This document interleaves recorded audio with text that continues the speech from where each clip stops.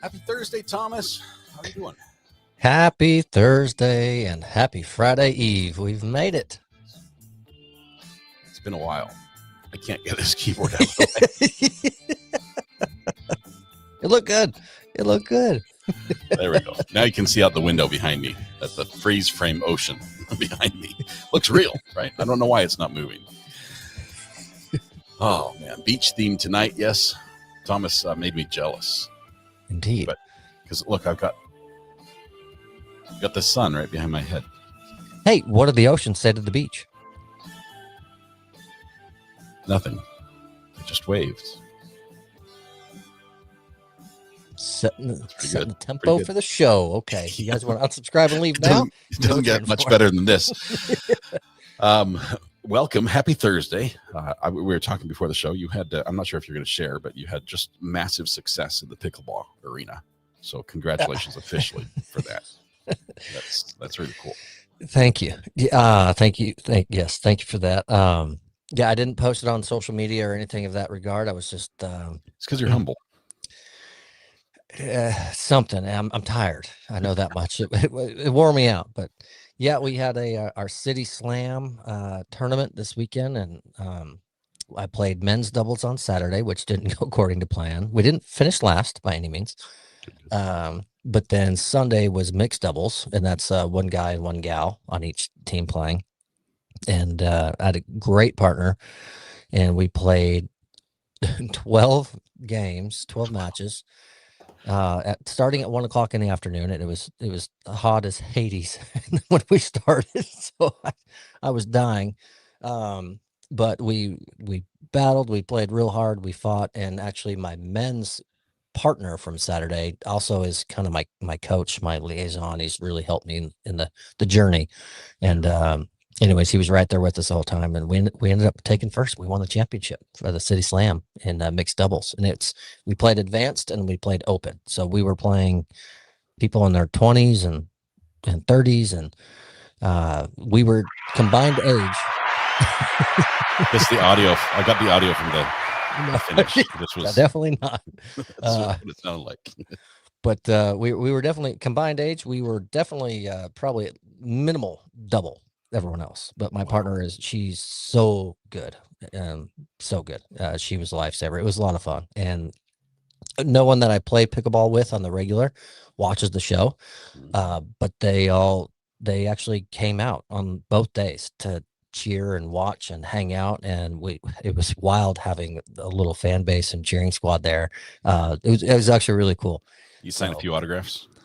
Absolutely not. Yes. Next time. Yeah, no, that's cool though. That is awesome. That is no small feat, and congratulations. You started playing pickleball after we started this podcast. February of this year is when I started. I spent years making fun of my father-in-law of how stupid pickleball is, and now you're literally lead the pack. You are the champion. No, just that event. But I'm addicted. It's been great. I'll say this. It is one of the greatest activities because all ages can play, all skill levels can play. It's exercise. I've lost weight since I started playing. I mean, it's how I kickstart every single morning. Bright and early, I go get there and go play, no matter who I'm playing with. It's actually been fantastic. I've met awesome people through it, not just in my circle. I've branched out and met others and gone and played with strangers and all that. So it's actually been instrumental for me in my life this year. It's been great. As silly as it is a silly little goofy game. It has so many different benefits and ways. So I went from making fun of it for years to now I'm a big proponent and push it. But it's been a lot of fun. So I took your advice. I played it on my vacation, my first time, and had we not had like 700 kids under the age of 6 there, it would have been probably more enjoyable because yes, it was like you've seen like the little league soccer games where the whole team, but they're out playing and they're like everybody on the team, even the sideline, the kids, everyone runs for the ball. Okay. And they kick it in their own net and like cheer. Yeah. It was like that happening while I'm trying to play pickleball, which which That made makes it it more tough. difficult. But even my little limited exposure, I'm like, I can see why this is. I can see why this is fun. I mean, just Yeah. starting to play a little bit and putting some spin on the ball. I'm like, I could spend some time doing this and enjoy it. And I'm not sure if I could ever be good, but I could enjoy the time I spend on a pickleball court. And that's what it's all about. I mean, I go from playing tournaments to I will play in the mornings with 80-year-olds that are just there enjoying it, that aren't quite as mobile as, guys in their 20s or 30s or whatever, but they love being on the court. I can go play with them and still have a good time. It happened this morning, where it's more just relaxed, kosher, hanging out, playing. And that's my wife every morning says, "How was pickleball?" when I get home. And I told her today, I was like, "Great. It was a little bit more calm, relaxed. I broke a sweat. That's all I care about. I Mission want to do it." accomplished. And now the day has started, and now off you go.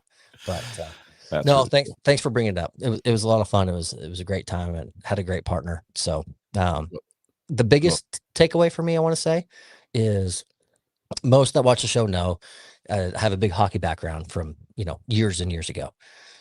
Mhm. This was the first time in a while, besides the start of every podcast, where I had true butterflies and was really nervous. Oh wow.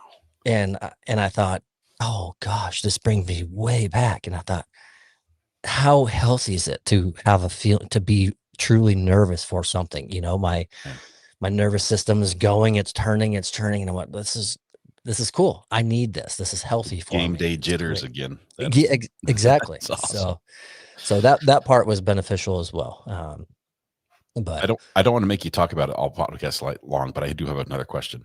okay. Do you have a lucky anything you do with pickleball? Like with, I know hockey has a lot of superstition. Everybody has their superstition. I don't want to wash my socks all season, or this is my lucky stick or something. With Yeah, pickleball, is that carried over? it's a great question.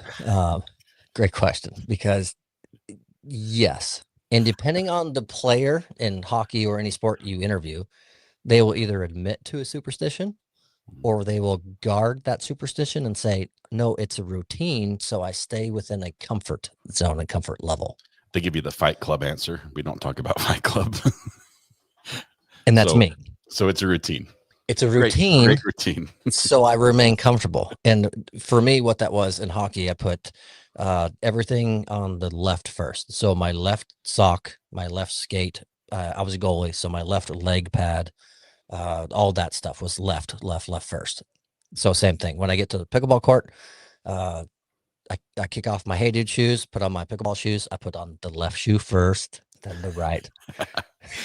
That's awesome. Everything is left. But But don't that's stop. It's working. It's working.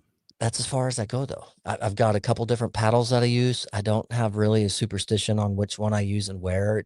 That comes down to performance. One's a little newer than the older, so I use the older one because it's a little more broken in. So there's no superstition there. Honestly, it's so hot. I'm just trying to survive. So I have multiple shirts and hats and towels when I show up to play. So, but we've got an RA intermission. My neighbor has lost his phone. We need to call it. Uh-oh. This is the is this the handy neighbor that helps out? KR. Here you go. It's probably in his truck or in his couch. In his couch is where it normally is. Okay. All right. We're going to use my phone to call his phone and see if we can. Perfect. Can we plug that in live? No. We don't know what he will say. He has like a dog. I don't know. It's like it's like a tall version of a Staffordshire Bull Terrier. With the dog has the head is like a tank. It's just, and it thinks he's a puppy, but it weighs like 90 pounds. Okay. And so he's like jumping around on everything, huge old paws. I don't know what kind of dog he is, but it's his name is Juke, like the car Juke or Jukebox. Right. He's a big dog. He can push me over just in a heartbeat, but he doesn't know how to jump a fence. Okay. It only takes like a 2-foot fence. He's like, oh, I guess I'm stuck. That's fair. Anyway, hopefully we'll find his phone there. If not, I'll do it after the podcast. Gotcha. Speaking of podcasts, we're supposed to give away some memberships today. I need to get that underway. Barb says, what? While you get that queued up, I'll let you cue that up. And then Cat's Gallery says, what's the area of the pickleball court? So it's 44 feet long by 20 wide. So much, much smaller than tennis. It's tennis, you do a whole lot more running, longer. Pickleball, depending on the level of pickleball you're playing, what you're doing, it's a lot more stop starts, or there's a lot of play right at the net front, what they call the kitchen. The kitchen line is 7 feet beyond each side of the net for each side. Our little group, we joke, when you play a lot of that net front soft play is what they call it. You do like 100 air squats in like 2 minutes. I mean, it's kind of silly. It's a workout. It is, but again, depending on the style of pickleball you're playing, not everyone plays that way and how they do it. Some it's a lot more mellow, and you can get away with, not breaking a sweat playing pickleball if you choose to play that route, which is still awesome. It's still that's my social route. time. And If there's a no break a sweat route. All right, I'm going to give the first 5 right here. Going out right now. Boing. There they went. Boom, boom, boom. Off they Laura go. M. Cat's PJs. Sheila in New York. Carrie Bear. Laura's like, I'm green. And I didn't see the last one. Wogger, congratulations. We got you. Wogger and Amble. Perfect. And we'll do another 5 here, and we'll be done here. Just 1 second. Congratulations to the recipients. That's fantastic. Let's see who we get here. As I Am. Jana Bell. AZ Techie. Amanda Brown. And Mac 10. Mac 10. Thank you very much. I could not find it. It's going too fast. My eyes are just not that good. Congratulations to the recipients. Yay. Great to have you in green.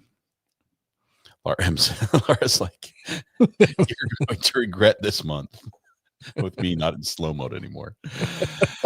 No, we're not. We love your commentary. It's great. It is awesome. Wonderful. Speaking of commentary, the slow mode sort of silences people a little bit.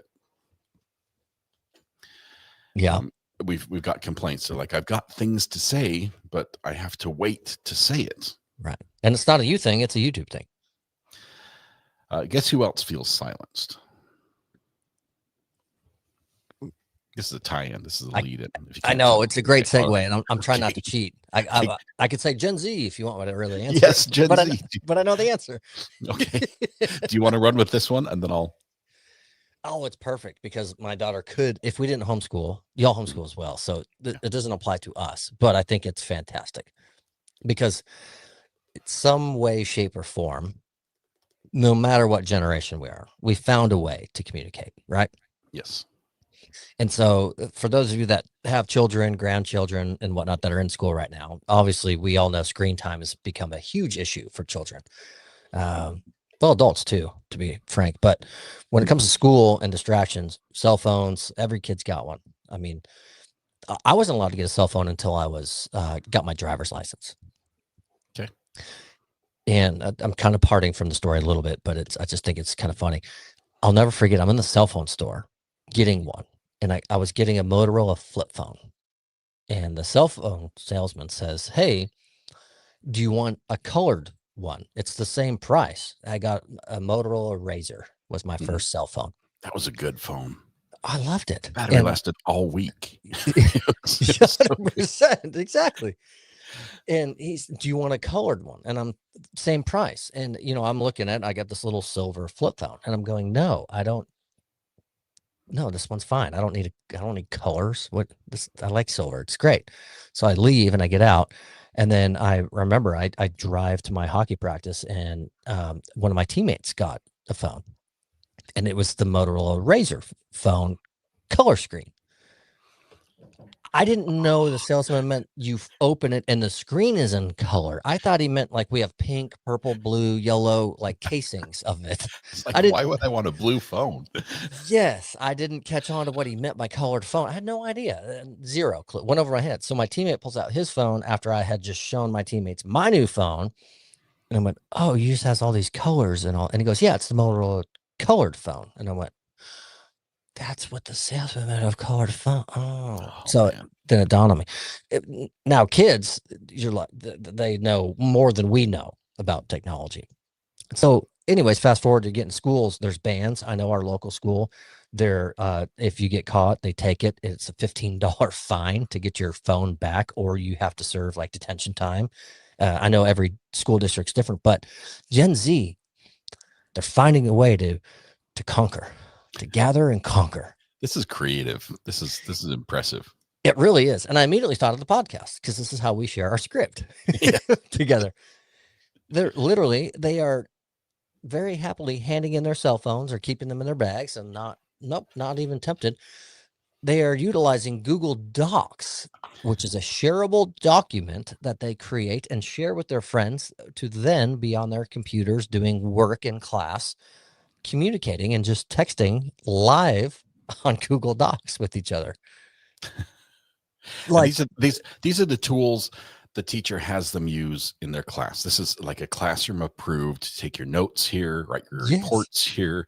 They're using those tools to do the same thing the teacher's saying, don't do that. Don't do. 100%.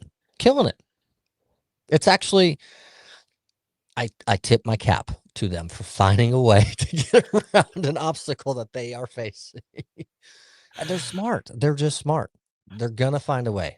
I mean, you can't communication now, and there's so much technology. The only way you can just shut it down is just they walk into a classroom and there's the Encyclopedia Britannica or whatever's sitting there, and you're just going through books, and that's how class is held with zero technology. I mean, it's maybe an Elmo or a projector, as they call it, but I mean, they're going to find a way. They're going to.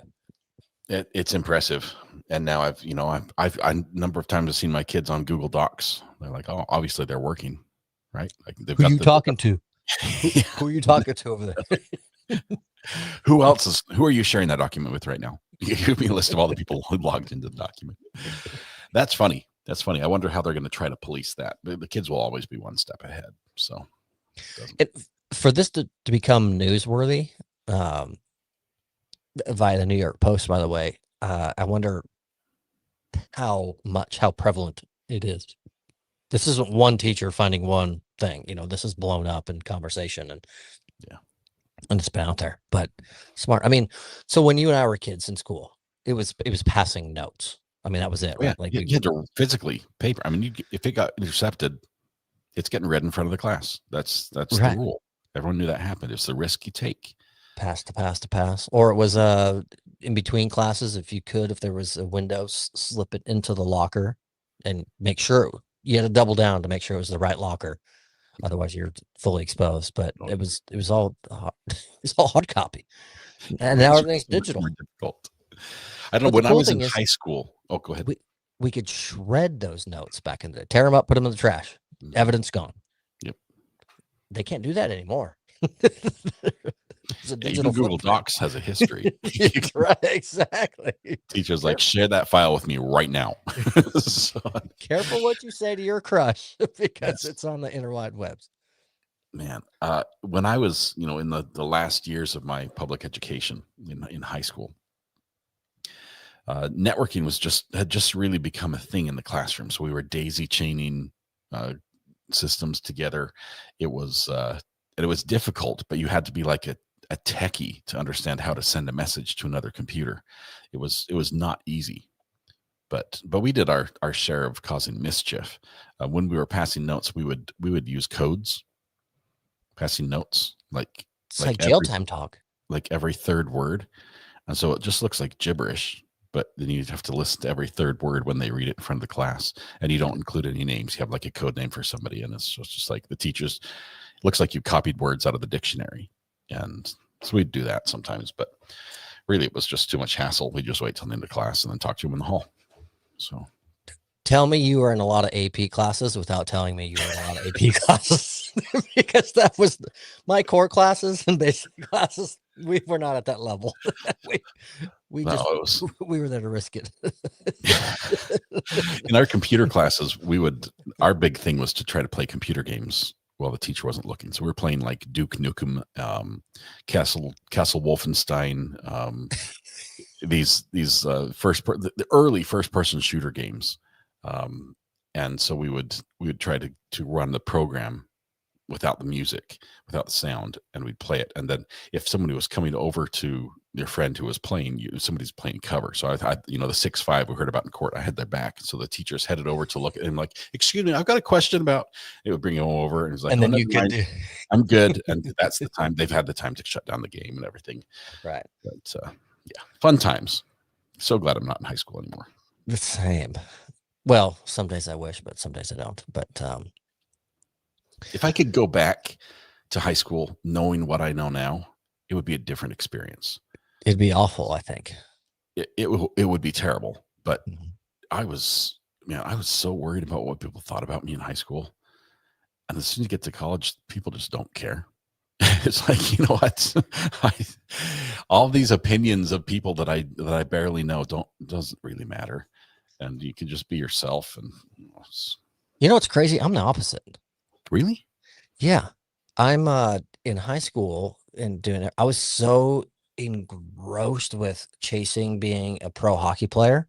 Mhm. And my team was 2 hours away, and every day after school, that was my drive for practice and what I had to do and be a part of. And I had friends in school, and we did things. But I didn't care about the popular kids or the unpopular. I had acquaintances in every little circle at school. I just went to school to do school, and I couldn't wait for it to be done so I could just get to hockey and get that game going. And then once that started slowing down, and then I finally realized making the bigs was not in my program, and I had to become get a big boy career and start making life for myself, and I did, and started doing life. Then I started thinking of, okay, what is that person thinking? What is this person think? What am I doing? Do they like the job I'm doing? Do they like the work I'm doing? It was crazy. I was so aloof in my younger years. I was just living life and just enjoying it, and it wasn't until my older years where I started really worrying about what people thought. Yeah. It's that's backwards for me. I worried maybe because I was not at all. I didn't have. I ran in cross country, but I was not like on a team sport other than that anywhere. So. Well, okay, that'll do. Oh, I was popular. There you go. And Matt, is Matt a high school sweetheart? Is that what that's what we're hearing? Stacy, I left it up there for a while, but she teed up the check yes or no. Yeah, that was a perfect segue. That was excellent, and I missed it. And I'm scrolling back to find it. I'm right there. Okay. Come. Oh, where'd it go? Oh, maybe not. Oh, yeah, perfect. Bam. Teed up the most perfect segue for our next story. Do you like me? Check yes or no. I had written a handful of those notes in my day, for sure. Mm-hmm. Did you ever get the one where they threw an audible in there and they checked off like not sure or like you got to guess options? Or yeah. No, I think I've shared my experience asking a girl out to a dance and her turning me down and then going by herself. So I've had some shutdown moments in my dating career. That was probably the most brutal. I'd rather go by myself than with you to the dance. That was probably the most brutal. Oh man. Yeah. But no, I was never serious with any one girl. I'm going to get a lot of flack for this. I was friendly with many girls. My sister tells this story. Apparently, my older sister, who was out of high school, had some reason to come back to school and may have seen someone that looked like me walking away from her down the hall with the girl in each arm. And she says my hand were in their back pockets, like I was seeing if they had a wallet or something. I don't know what she says that happened. I don't remember it. It could have, but I don't recall. But it was never like check yes or no, serious dating, at least steady. It was just big group of friends. We all hung out. So you were a player. I didn't say it.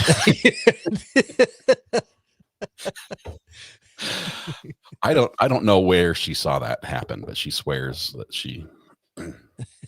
I'm going to deny unless she has proof. And then I'll tell you the girls' names. But until then, I don't recall. Well, the check yes or no has taken a new level. This is out of the Bay Area. I kind of like this story. A girl by the name of Lisa from San Mateo, California. Mhm. Did I say that right? First Yep. try. Nailed it. That's exactly what it is. Has rented a billboard. And then 11 more. I was gonna say, wait, it's plural. A dozen digital billboards along Highway 101 advertising her hand in marriage. MaryLisa.com is, I might have to pull up. Oh, I Let me didn't see if do. she's Let's still do eligible. that. Oh no, I hit a shortcut. Dang it. Mary Lisa. Spelled the God. conventional way. No weird. Oh, she's still up there. Seeking the right man to start forever with. Still available, folks.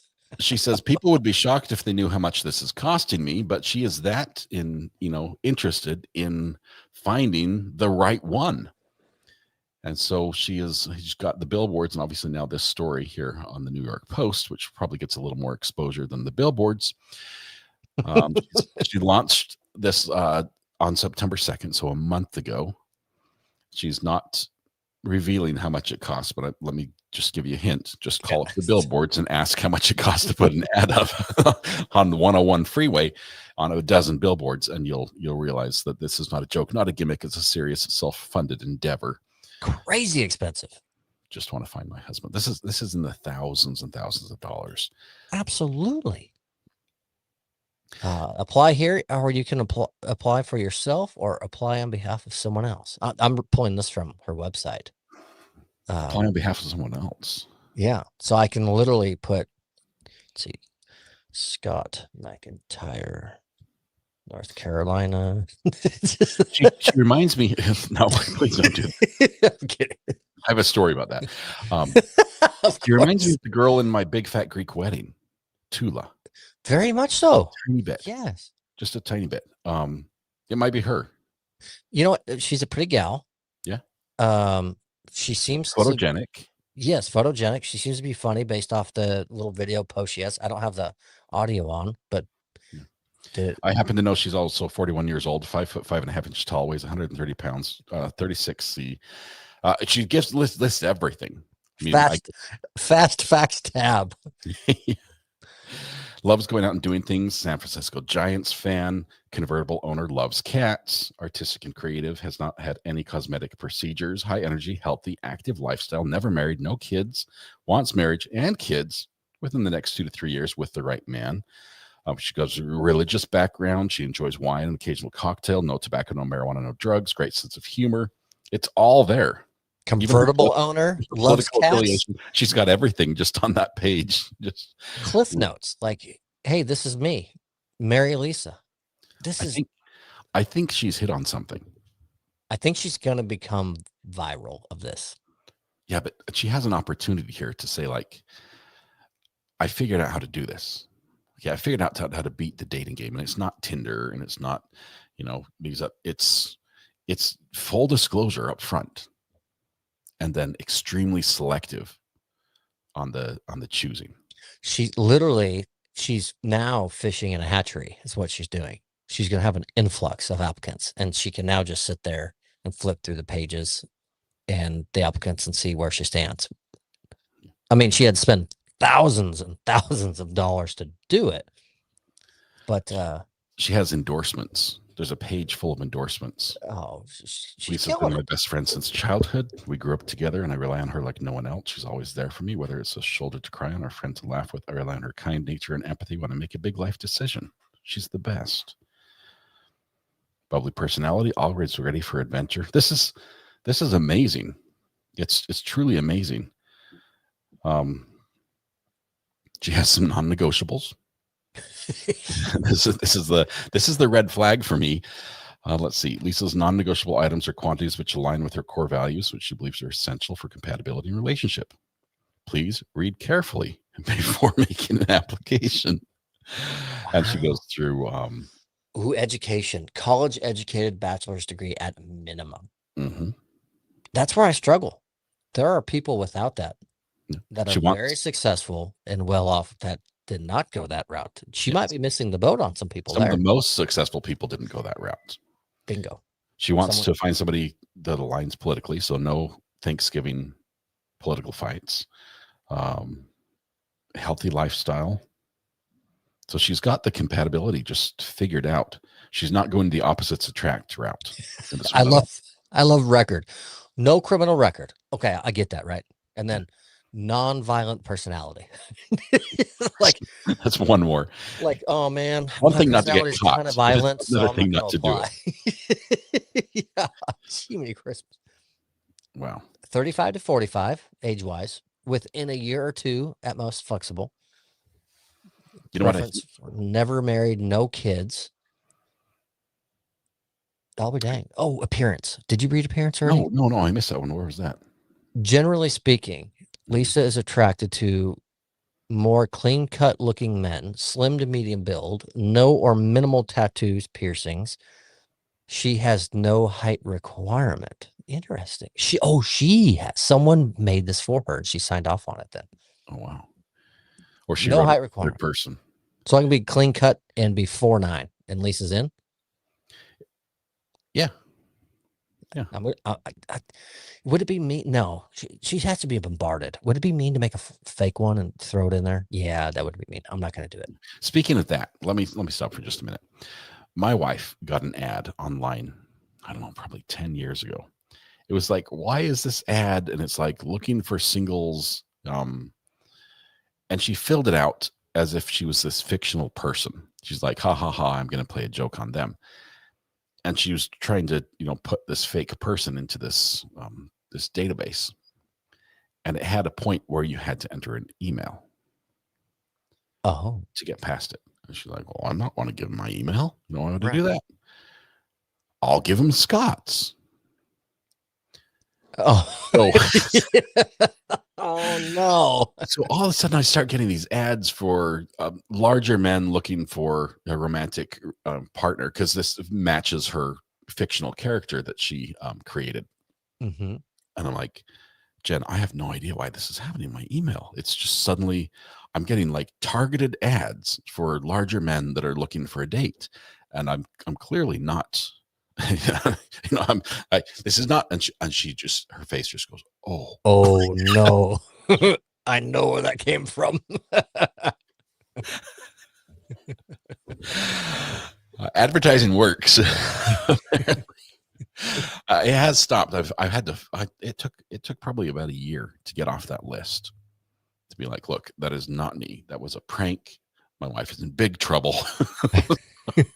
Oh man.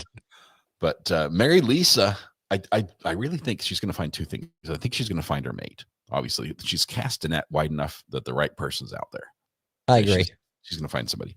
Yeah. And I think she's going to find a number of really good job opportunities. I agree with that as well. Employers look at somebody and said, look, you think outside the box. You're willing to take chances. You're going big. We need somebody who can take our company the way you just did that. Can you do to our company what you did for your personal life? Come market us like you market yourself. Yes. But we do have height requirements, so don't slouch on that one. But we'll go from there. That's awesome. It's quite impressive. She's not going to be the last one. Nope. There'll be many more that follow. 100%. It's funny too, because every time we drive past a billboard, my wife and I, that's from Hallmark or whatever advertising company, it says advertise here with the number, right? So you can rent it. I always tell my wife, I say, I always want to rent it and just have my name and my cell phone number, nothing else, and see what comes in. Every time I see one, that's where my brain goes. I just literally want to put my name and my cell phone number and just see what happens. See what calls, what texts, what floors in. And then she probably drove by a billboard and went, I'm so tired of being single. I could find my mate on that billboard and 11 extras of it. I mean, and she did it. I wasn't looking for anything or anyone. I just wanted to see what would turn up from it, but she nailed it. That's awesome. I did something similar. I gave out my information one time. There's a little stubby. Little stubby is the reference to Miss Stubby pin. Stubby little pencil. Pencil. That he says, yeah. Amber. I once gave out my number and this, apologize, but it's a podcast. I was, I got a stubby little pencil. yes, thank you. Thank you. Appreciate that. I once gave out my phone number. I'm going to turn the sounds down because I know that's trigger like a million of them. I once gave out my phone number as the caller ID number for a mass phone number, like a phone blitz that went out. I gave a political endorsement to the sheriff. It was the sheriff was running. It was a political position in where I lived, and so I'm like, "Hey, vote for this guy. He's awesome. Todd's the man." And they're like, "What number do you want to have show up on the screen when they call?" And I'm like, "My number." Like, you don't want to just put like some random number. I'm like, "No. I mean, if I'm going to give it the endorsement, I'm going to stand behind it." And so they said, "Okay," and we're like, "Push this button. We'll send." I was right there in the call center. Like, I made the recording. We liked it. And we ready to send it out, and we pushed the button. And like and we watch it. It's like it's calling 300 people right now, and it's calling the next 300, 300. And my phone just lit up, and people like, "Hey, I just missed your call," and it just rang and rang and rang all night. People were just like, "Somebody had called from this number." Nobody, 0 people called to say, "Hey, tell me a little bit more about Todd." It was all wrong numbers, but. Did get a lot of calls, and that's the day you got a Google number for a burner phone. Got rid of that phone.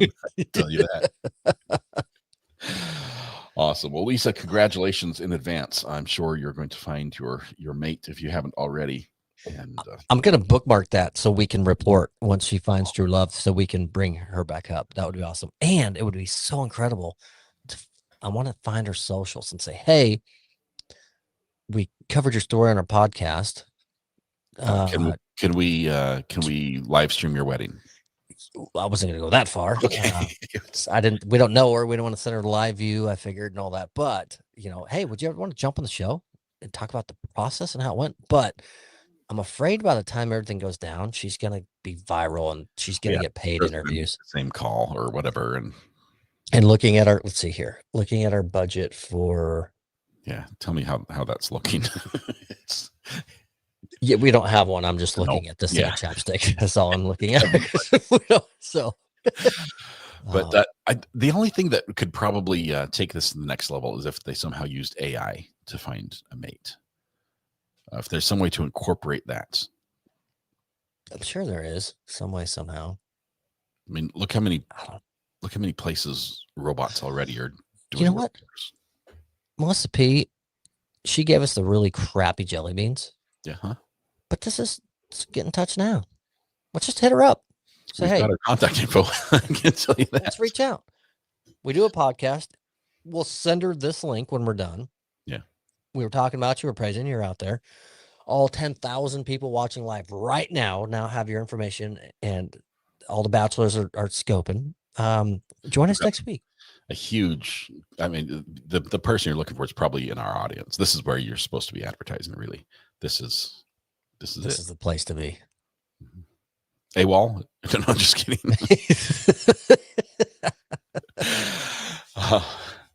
We might. Why not? What's the worst that can happen? She can say no. Like Allison, she's saying to about 90% of the people who apply to her. Say no to us. Yeah. Allison, no. I was absolutely joking. We're nowhere near that at all. It's you and some of your closest internet friends that are watching live, and that's it. Yes. But that's the way we like it. It's fun. Speaking of California, we're still there. Have you ever seen a Waymo vehicle? I think that's how you pronounce it. I've only seen it on YouTube when they had that issue where they were all honking at each other at night in the parking lot. And everyone's freaking out in the apartments because they can't get out. So I've seen them live. My first time was flying to Scottsdale, Arizona. That golf trip I went on just a few months ago, and they were at the airport. It was like taxi line, Uber line, Waymo line. And for those of you that don't know, Waymo, I say Waymo, it's Waymo, I believe. It's a self-driving taxi. Loads of cameras on the car, like big cameras on top, cameras on the corners. It's and other than Everything. that, Yeah. Sensors, cameras, you name it. You get on the app, you get one because you need a ride from this place to this, just like Uber, except there's no driver. There's a steering wheel, there's everything. The steering wheel turns, you hop in. You got to hit a few options on the little media screen on it saying like, yes, I'm this person, I'm here. Put your seatbelt on and say I'm ready to go and confirm the address. And then the wheel turns, pulls off the curb, and off it goes. Really weird for me to see in the airport. I'm watching these things go, and to me, it's like, why put the steering wheel in there? That makes it so weird. Like, just what the thing's spinning around with no hands as it's turning. I mean, I get it. Maybe someone has to jump in and take over, so it has to be there. But just weird. So anyways, it's becoming a thing. And in San Fran, one was doing its thing, driving, doing delivery, and it made an illegal U-turn. And so the police pulled it over. They couldn't write it a ticket for illegal U-turn because they didn't have a section area to check off of robot driving. There was no driver. They couldn't ticket it. like the seat is empty. Yeah. So there were no ticket. And it turns out people are angry that the police department didn't direct a citation to just the company and cite them, because a lot of people are upset with a lot of the operation of these and how they go, and they get in the way and they stop and they start getting triggers and alerts of danger, but there's nothing happening and they're blocking traffic. I mean, there's all these, assets with that going on. So no driver, no hands, no clue. Read the post, which accompanied photos of the officer peering into the car. So the department's Facebook has generated more than 500 comments, with many people outraged that the police hasn't ticketed the company. Police also want to know how they got the car to pull over. Sergeant Bruno, Sergeant Scott, so they can only ticket a human driver or operator for a moving violation, unlike parking tickets that can be left on a vehicle. So clearly, this is a revenue source that the California legislature has not yet tapped. So we can expect this to be fixed very soon, as California has a lot of revenue sources for government. Big time. This will be fixed this Absolutely. session. There's going to be a new law. The question is who's responsible? Is like the president of the company? Do they have like a citations department that they are? I bet you they do today now because of this. The company's like, bring it. We fight it. We've got video, right? So we can fight it in court. Much better than a body cam or a dash cam of a police vehicle. Yeah, you say there was signage. I can show you there wasn't. That'd be interesting. Yeah. So Waymo spokesperson Julia Elena, the company's autonomous vehicle driving, said, "We're looking into the situation and are committed to improving road safety through our ongoing learning and experience." Learning being AI and data. So you're only going to get to learn as much as you continue to record and videograph and people upload to the internet. That's the only way you can learn. Mistakes will be made. 100%. I mean, it's just that's, to me, you put that in with Uber doing the drone delivery stuff, and I'm all for efficiency and things of that nature. But when accountability starts to fall in the weeds a little bit, I mean, I know someone's going to take care of something, right? If the Uber drone fell on my house and did something to my room, I know it'll be handled, but I guarantee you it takes 10 times longer than if my neighbor damaged my roof, or a human damaged it. It'll get resolved way faster. That's my only issue. I wonder if cops are just gonna be like, look, you're the passenger. You're the one who told it to drive. So this is your responsibility. You get the ticket. Yeah. What happens if the Waymo doesn't stop and they have to spike strip it, and it has a destination programmed in? It just keeps going, or does it know to stop? By Waymo. I'm in a high-speed chase currently, and I have no way to stop the car. Going the speed limit on all 4 flats because it's just going to my destination. So many issues need to be worked out. Yeah. I think there's a lot of good with it, and there's a lot of stuff that's issues. I heard No, I'm not going to go into this one. It's because I don't know. I can't fact check it at the current state, so I'm not going to. There are safety issues that need to come into play, and what better place to do it in California, where they have other safety issues as well, of a more natural style. This story breaks my heart. Does it? It does, because I did. Did I not read the ending? No, you did. Okay, I'm like, No, you're good. Okay, I'm like, did I miss something in the story? No. So I was gonna take a it's lighthearted okay. approach. Yeah, no. He's okay. San Francisco. There are alerts going out to the neighbors, signs being posted. Diablo Circle and Mount Lassen, specific, very, very localized area. They're putting up signs with actually a photograph of the perpetrator saying, "Just beware, beware." I'm going to try to upload the picture if I can. 5 people have been hospitalized by this one attacker, and just violent.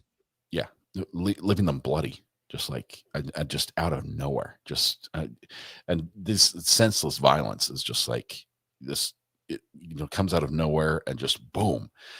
Bites. It's yes, there it is. This is not a joke. More than 5 people have been attacked by a very mean squirrel over the past few days on Diablo Circle and Mount Lassen. Look at the guy. I mean, he's got great big fangs. You can't see them; they're in his mouth. But he's just what a terror. He's learned that people have food, and let's get after it. And he's like, he clamps onto people's legs, runs up their arm, leaves it bloody. One person got attacked on her face, launched stuff from the ground to her face, wound up on her arm. They both went to the emergency room. Their flyers posted warning neighbors that it's no joke, and it comes out of nowhere. There have been no reports of squirrel attacks since mid-September. Barb has a great point. He's got some serious guns. Look at those biceps and forearms on that little booger. He's flexing in that picture, I think. That dude's strong. He's flexing. I can tell you who could take him. Kiki. we're setting up a match, are we? My cat is a squirrel killer. Oh, no. Oh. Gallimay says, no, he's not cute. He's a rodent. He's cute. He's a red squirrel. He's a red squirrel. He's a cute little guy. Several have gone to ER for severe lacerations. If you're in the San Francisco area around Diablo Circle, which stands for devil, right? Isn't it Spanish Diablo? Mm-hmm. This little devil might just get you. So either carry a bag of nuts and be willing to part with it immediately to distract the animal, or you're taking your life in your own hand. Squirrels are not vectors for rabies, though. This is good news. That is good. Yeah, a squirrel is not going to give you rabies, but still, feeding it probably is just going to encourage it. So, that somebody was just being mean and teasing it with food, and now it's like, just give me the food. Now I got to be cautious of my ducks. If I stop feeding them, do they turn into evil little monsters? They'll grow fangs, and all that will happen. Anyway, so speaking of ducks, what's another name for a clever duck? Dang it. I hate that I don't know this, being such a duck fan. A wise quackle. Wise quacker. I can't see it. That one goes in the garbage pile. No. Last one, and then we'll go on to the next story. How do you get over when you give the punchline instead of the question? Yes. Dad jokes are hard. How do you deal with the fear of speed bumps? You slowly get over it. Slowly get over it. All done. All right. Next story. I apologize. How do we come back from that? I know we're pretty much at the peak right there. Oh man. This is a food story. We haven't had any food stories yet other than the squirrel so far, right? Yeah, no food stories yet. This one's great. How great. Let me tell you. I Expensive. shared a picture with the mods on the mod channel about half an hour ago, maybe an hour ago. I was at the store at Sam's Club, and I was showing them You did? that I purchased my Halloween candy. Oh, you told me. Okay, I haven't seen the picture, but I went all the way to Sam's Club to get the Halloween candy. You have to buy it now because, but if you buy it the week before Halloween, you're actually buying Christmas candy, and it's the red and white and green, and that's all that they have left. That is my cart at Sam's Club. It has 2,025 pieces of candy. The total weight is 40.34 pounds. And Jiminy. yes, I'm live streaming Halloween this year. so it's a business expense. I can tell you right now, that bag is my favorite. Oh man, I got like one of every bag. I got 9 different bags of candy. Some have as much as like 440 pieces of candy in it. Okay. Dang it. Anyway, I'm buying that. I was buying that. I have a cart full. It's a full cart of candy, right? And the guy stops me, and it turns out he's now subscribed to the channel. He's a professor. He deals with recidivism and drug use and everything in prisons and youth and correctional facility and everything. And so anyway, we talked for like half an hour, and I nearly missed the podcast because of that. But I went all the way to Sam's Club for chocolate. I thought that was a trip and a half. You got nothing on this gal. 600, Laura. We had 600 last year. Yeah. Who's the other gal? Okay, so She got it to Takakas. Takacs.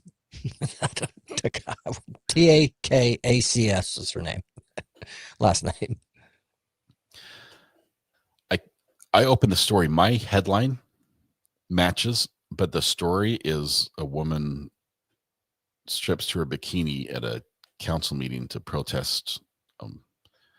I'm pretty sure that's not the story we were going with. Was she covered in chocolate? It's on video. I don't know. No, it's no. Okay, I'll read my article then. Yeah. One UK sweet tooth claims to be so addicted to her favorite chocolate treat in one day, well, within a 24-hour period. It says a 24-hour day trip. Flew 2,400 miles, and she would do it all again in a flash. She flew 2,400 miles to get chocolate. That's like basically coast to coast, basically like California to New York, right? Ish. That's 3,000 something, I believe, but close enough. So North Carolina to Oregon. Look, flying from North Carolina to South Carolina to get chocolate is excessive. Let's be honest. So it's so no matter what she's doing, she said people were a little shocked when I told them I was going on a day trip to buy sweets. Kate, 35, told Jam Press of her epic confection adventure. She's a chef. She specifically traveled from London to Romania September 15th to stock up on Ferrero Rocher pocket coffee chocolates. Can't you just buy those at the supermarket? I hope not, because that was a big waste of airfare if you can. But it includes a shot of sweetened espresso inside. Departed after work around 10 p.m., landing at 3:15 a.m. local time the next day, she said. Then she spent the entire day in, can't pronounce it, but her birthplace in Romania, where she nabbed her long-haul loot. During that time, she also managed to squeeze in sightseeing, shopping, and even picking up a fridge magnet. How is that notable? I don't know why, but... Total price for the entire trip, including flights and shopping, $150. Just for the trip or the video of the gal you have in the article? No, I found the article again. Okay, just want to make done sure. with that one. Okay. $150, flights and shopping. She's done it 17 times now. Insane. I don't get it. It's the obviously the espresso filled chocolate is addictive. I can tell you that much, because no one would spend that much money if they just thought it was yummy. Wow. It can't be bought. No, wait. Everyone thought that I was crazy, as some of the items that I bought can be found in London in a Romanian shop. That's No. it. That's the one. $150 worth of chocolate and flight tickets. Anyone watching the show, you've got a lot of people overseas. Anyone have experience with these pocket coffee espressos before? I'm curious. When I flew to Utah, I went to Cafe Zupas, which is a restaurant that sells soup. And they have a Wisconsin cauliflower soup. And I got there. I told them, I've just flown in from North Carolina for your soup. I hope you have some. I need Wisconsin cauliflower. And they're like, you flew all the way for this? I'm like, well, that's my main purpose, but we're going to have a family vacation while I'm here. So you've done this. You're just like Kate. basically, yeah. And she says, don't knock it until you've tried it. The whole day trip for something frivolous like this. There's no way I'm doing that. I would do what you did. I would say I'm craving this so egregiously. I'm going, but I'm going to take my wife and my daughter, and I'm going to make a weekend of it as well. I'm going to sightsee. I'm going to do some other stuff. There's no way I would just do it myself and go and get some food and then that's insane. What I don't get is, how can you fly for 24 hours for just $150 ticket? Petrified, cracked that case. Ding, ding, ding. It all makes sense now. This is Lisa. She's found her Romanian man. Oh man, she should just put up billboards instead. She doesn't need to fly across it. Am I happy and satisfied? Absolutely. Will I do it again? Hey, yeah. She says, yep. She said yes. Wild. A number of out-of-towners are flying to New York City to devour a meal, even just a single dish at one eatery, and heading back out, sometimes on the same day or even from other countries. I'm not in this earning bracket. This just does not make sense financially to me. Sometimes I can't even justify driving into town to get some dinner from a restaurant. Like wow. Sam's Club, jeez. That's crazy.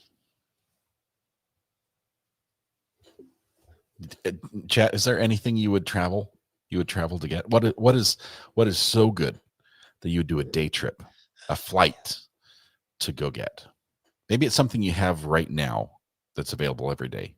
But if you moved away and it wasn't available here where you moved to, where would you fly back every day to get it? And let's remember, this is a family show, so let's keep it clean. You and Amber on the same page right away. I can say for me, nothing. There's nothing that tastes so good food wise that I would fly for to go get. For one, I love to cook. So I would just make my best effort to make what it is that I'm craving if it's not in my town. But we have a plethora of things to eat here that are close to anything else. I mean, I do miss the Southern California Mexican food. I can't find it in Texas. They say there's Mexican food and there's Tex-Mex food, but nothing is like Southern California. But I'm not going to book a ticket just to go eat a burrito and then fly home. That's irresponsible. I don't care how much money you have. It's a waste of time, and time is money. Like, why would you do that? What? Somebody, how far? Is this like a salted butter? Is this like a special butter for some reason? Because you can get butter at most stores, even like organic, special, handmade, hand churned. Most of the ones we can't click on because they're not family friendly. That's even more funny. Amazon has a pocket coffee. They sound good. I flew to Vancouver, Canada to eat sushi at me. There you go. Boom. We found one. Martha. How far is the flight? It's a flight. I mean, getting up to 36,000 feet. No, I can fly from my town to Dallas and we get to like 8,000 feet and it's a 34-minute flight. But isn't the border wall really tall? I'm sorry. No, from my town to Dallas. I'm talking about between here and Canada. We've got that huge fence or something, right? We don't have a wall there. Got to fly over it. Dude, I don't know where Martha lives. She could live in Canada for all I know. I don't know that she's Well, Vancouver, Canada. So she must live not in Canada if she's calling it Vancouver, Canada. She would just say Vancouver. Mellow mushroom gourmet white pizza. I'd fly across country. Mellow mushroom. Is that a dessert pizza? Mellow mushroom. I think Mellow mushroom is the store, like the brand. Oh, okay. So it's Mellow mushroom brand gourmet white pizza. Let me tell you, I'm naive without telling you my name. Oh, Gray Lady Down. The luau. Oh man. For a good old Hawaiian cooked pig in Coles on the beach. Never had that. Gray Lady Down. I miss Felipe's Pizza. Are you in San Diego, Gray Lady? Because I don't mean to be dark on this by any means, but my dad and I love that pizza. And in fact, this is years ago, so it's absolutely okay. When my mom passed on Thanksgiving Day, which was her favorite holiday ever, so it was actually really poetic and it made sense. My dad and I sat down to Felipe's Pizza, and so if we do get together for Thanksgiving, which times have changed now, married and family and all that stuff, but Felipe's Pizza, that was the dig for Thanksgiving meal when mom passed. So, Great Lady, are you in San Diego? It's the same Felipe's. That'd be crazy. Amber says lobster is pretty good in Vegas. Thank you for that, Amber.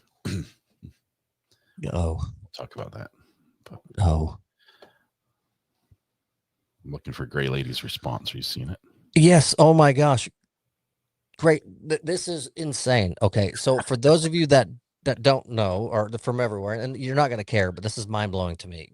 Gray Lady, I'm from Ramona. I've spent my whole life growing up at the little roller skate center in Escondido. Ate tacos and burritos many times in Escondido. I grew up in that area. She now lives in Oklahoma, and now I live in Texas. That is so wild. Oh my gosh. Gray Lady, it's so nice to meet you and connect. Next time you're both in California, you need to go get pizza. At Felipe's. Yep. Gray Lady, if you're willing to share where in Oklahoma, because I'm right next to the border. I'm on the Red River. We could be so close. That's crazy.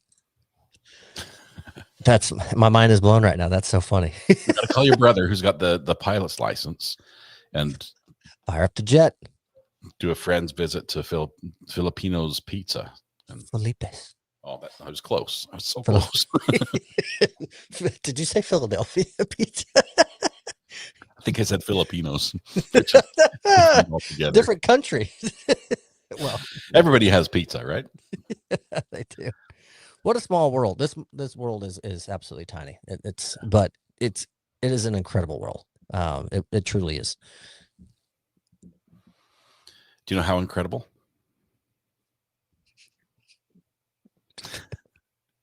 How did I set that up somehow?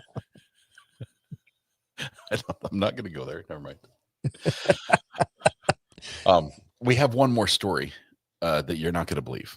It's incredible. Oh, what's incredible? This Gray Lady lives 15 minutes from me. That's awesome. We are 1,400 miles away from our hometowns, where we lived 30 minutes from each other, and now late in life we are 15 minutes from each other. That's probably insane. passed each other on the road. We've probably met. Maybe in the same grocery store at the same time. The Walmart. 100%. That's crazy. Gray Lady, that's so cool. We had a couple quick fun facts that you're not going to believe. To finish off the show, just on a lighthearted note. I know we're a little over time. First one. Get paid time and a half. It's awesome. Yep. Yeah. Well, just bill it to the boss. Somewhere Over the Rainbow. You know the song? Somewhere over the rainbow. That one. Oh, don't let them clip that. Yeah. Almost cut. Cut the Wizards on. They're like, nah, this probably can go. We're not going to need that. That's literally the only thing I remember from the show and the Flying Monkeys, which still scare me. But just about didn't make the cut. That's number one. Do you want to alternate? Yeah, and we don't have to go through all 12. We can skip ahead because there's some I think that are not relevant enough for the Not Relevant podcast. That kind of Kleenex, which I love, which also it's kind of a misleading title, but was created to be disposable to wipe off cold cream makeup. It wasn't meant to be nose tissue to start. They were fighting with cotton swabs for the makeup remover. That was the battle. And then it just became what it is today. And what's funny, it's one of those things when you talk about name brands, right? You say, hey, we're out of Q-tips. We're out of this Kleenex. It's just tissue paper, but it's a name brand that has taken over so vastly that when you say Kleenex, that's what people are refer to. Even if you buy a different brand of it, that's Kleenex. It's a product, right? Yep. This next one calls me to break out my wallet and my Blockbuster You have one rewards card. Yes. Incredible. I have a Blockbuster Holy rewards mackerel. Send that thing to a Blockbuster had the museum. chance. It's mine too. It's got my signature on the back, which is terrible handwriting. They had the chance to buy Netflix and turned it down. They're like, nah, that's not the future.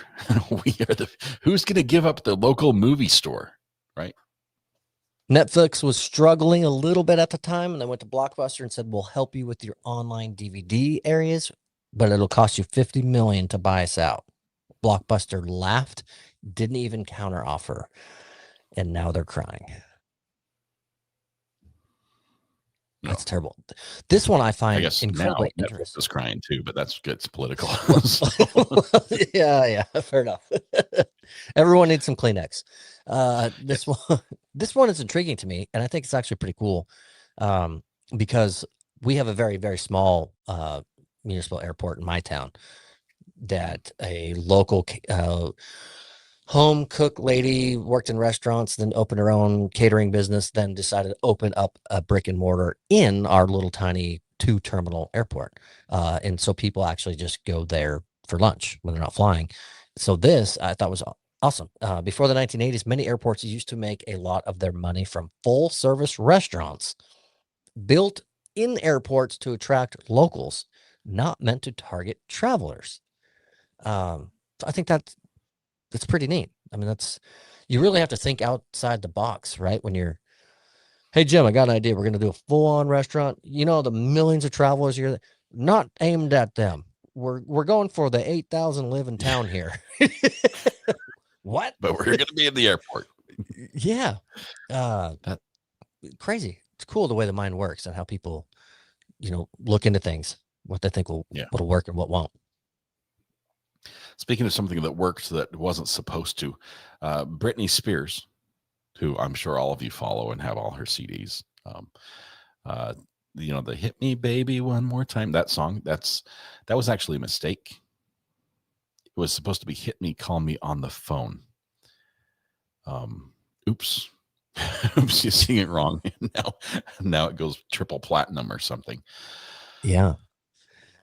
The writer, the Hit Me was Hit Me Up, meaning call me.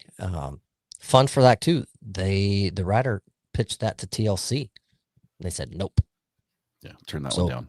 Nope. You and Netflix can go hang it in your ear, right? That's right. That's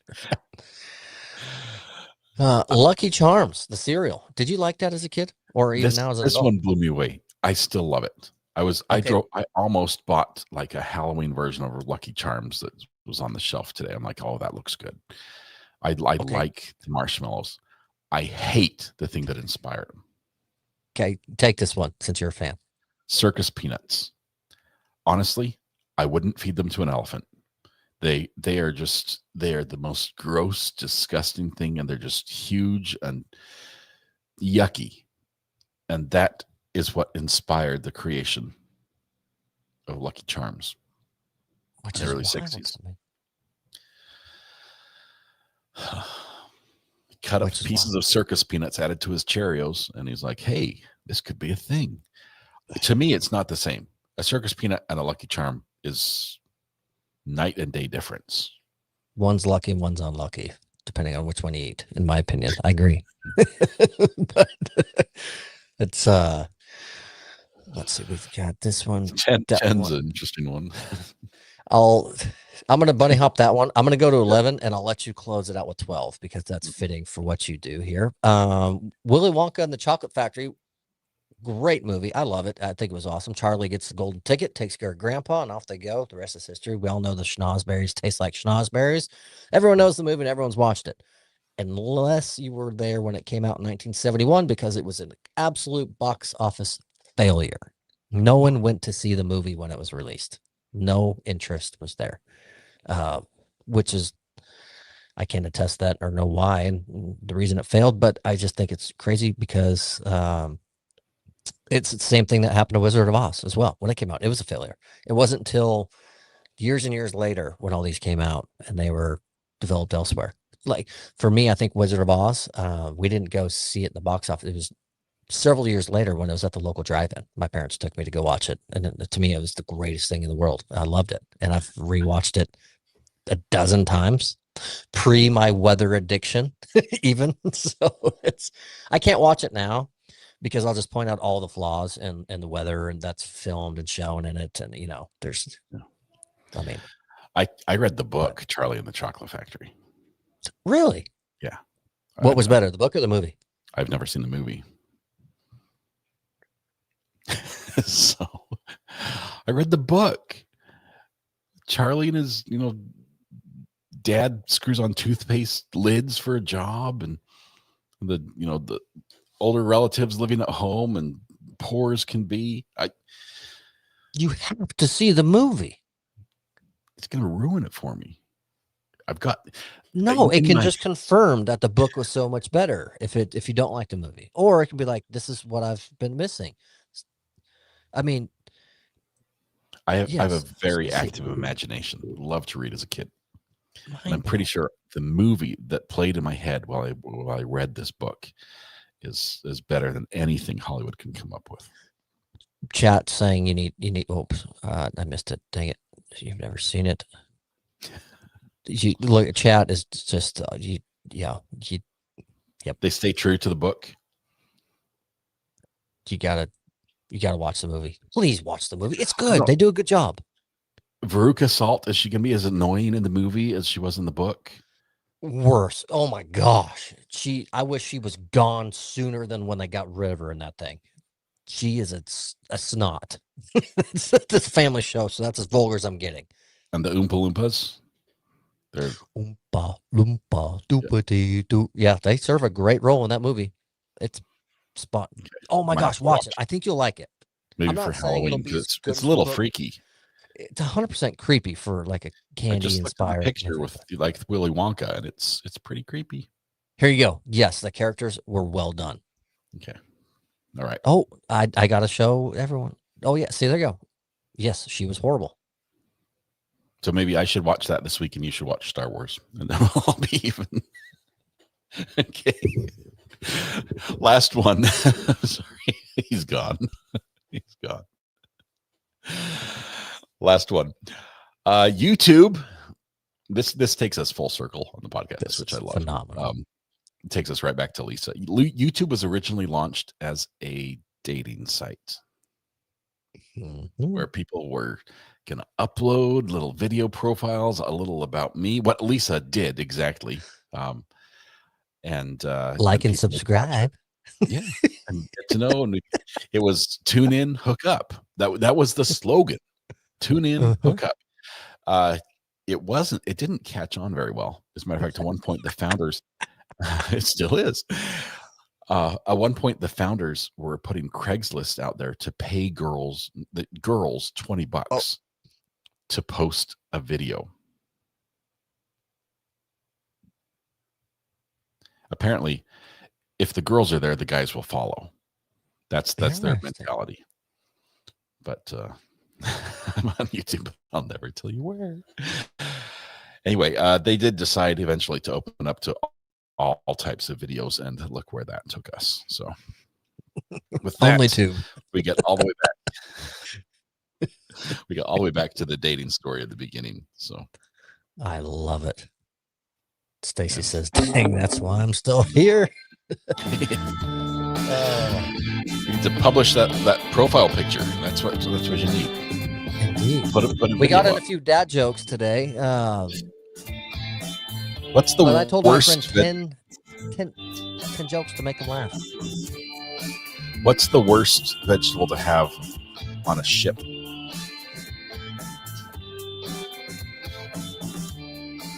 A leek. That's a pretty good one. Did you know I told my friend 10 jokes to make him laugh? 10 jokes? No. Sadly, no pun in 10 did. That was terrible. I'm like, who's your friend? And why did you promise 10 jokes? I missed that completely. I didn't realize that was even a setup. It's chat. You had It's to ask chat. it twice. I did. That's how bad it was. That's terrible. No pun intended. Oh, Mhm. that's awful. Well, Thomas, we've got a great weekend ahead of us, weather-wise, right? All the hurricanes keep steering back out to the ocean. You do, yeah. You're living right. Everything keeps doing a big U-turn, heading away, going. I know the Outer Banks. There was some damage coastal for some homes and whatnot, which you hate to see, but minimal compared to what could have been for the eastern seaboard of the United States. So that part's fantastic. We built homes on a sandbar that literally didn't exist 100 years ago or 150 years ago. It's brand Things new. wash in, things wash out. I mean, that's the nature. So, but do you know what Yeah. 0 said to 8? No, what? Nice belt. What do you call a shoe made out of banana? A slipper. I like that one a lot. Is that one we can end on? Yes. The numbers are pivoting or plummeting. So Save the people. all right, we'll do that. You guys have a great night. Thomas, as always, thank you very much. It's always a pleasure. Best day of the week is Podcast Thursdays. Thank you for making all this possible. So appreciate it. Absolutely. Enjoyed it myself. Everyone, thanks for watching and tuning in and commenting and chat and being a part of the show. We really appreciate it. Have a great Friday and a weekend to follow. Thanks, Good y'all. night, everybody. Bye. Clicking the button. It's not working.